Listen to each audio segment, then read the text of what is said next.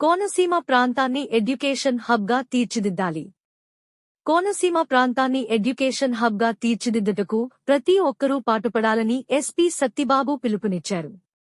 Shri charitable trust ఆధ్వర్యంలో ఉచిత శిక్షణ ద్వారా పోలీసు ఉద్యోగాలు సాధించిన 14 మందికి అభినందన సభను అమలాపురంలోని ఒక ప్రైవేట్ హోటల్ ఆడిటోరియం నందు ఆదివారం ఘనంగా నిర్వహించారు. ఈ అభినందన కార్యక్రమానికి ముఖ్యతిథులుగా విజయవాడ సూపరింటెండెంట్ ఆఫ్ పోలీస్ మోకా సత్తిబాబు ముఖ్య అతిథిగా పాల్గొని ప్రసంగించారు. ఉద్యోగాలు సాధించిన మీ అందరూ సొసైటీకి మళ్లీ ఎంతో కొంత పేదలకు ఉపయోగపడాలన్నదే శ్రీ చారిటబుల్ ట్రస్ట్ ఉద్దేశ్యమని అన్నారు. కోనసీమ విద్యకు రాజధానిగా ఉండాలన్నదే నా ఆకాంక్షని ఎస్పీ సత్తిబాబు అన్నారు. ఈ కార్యక్రమంలో చోల్లంగి అప్పాజీ, ఎస్సీ వెల్ఫేర్ జిల్లా ప్రధాన కార్యదర్శి గోసంగి బంగార్రాజు, నందిక సిద్ధార్థ కుమార్, రేవు తిరుపతిరావు, తాడికోన సర్పంచ్ సాధనాల వెంకట సూర్య నాగమణి, బత్తుల రమేష్ బాబు, భయ్యా మోహన్, సాధనాల సత్యనారాయణ, వాకాపల్లి భీమారావు, పెట్టా వెంకటరావు, నేరేడుమెల్లి సత్యనారాయణ, సాధనాల నాగబాబు, దాసరి అప్పలస్వామి పాల్గొన్నారు.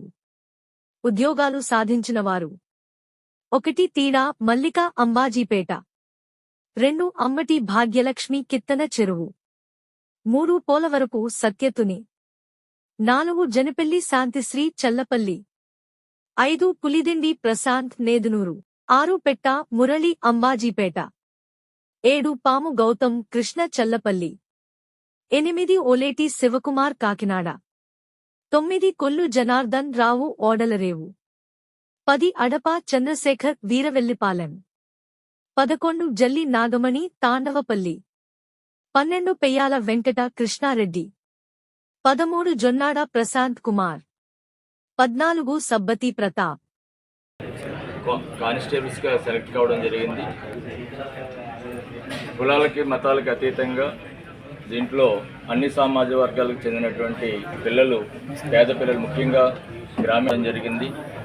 ఈ శ్రీ చారిటబుల్ ట్రస్ట్, అదేవిధంగా ఎస్సీ వెల్ఫేర్ అసోసియేషన్, అదేవిధంగా పూలే అంబేద్కర్ యూత్, వీళ్ళ యొక్క సహాయ సహకారాలతోటి ఈ యొక్క కార్యక్రమాలు నిర్వహించడం జరిగింది. వీరందరికీ కూడా గుంటూరులో శిక్షణ ఇప్పించడం జరిగింది, కోచింగ్ ఇప్పించడం జరిగింది. అదేవిధంగా కాకినాడలో శామ్ ఇన్స్టిట్యూట్లో కూడా వీళ్ళందరికీ ఫీజు పే చేసి అక్కడ కూడా కోచింగ్ ఇప్పించడం జరిగింది.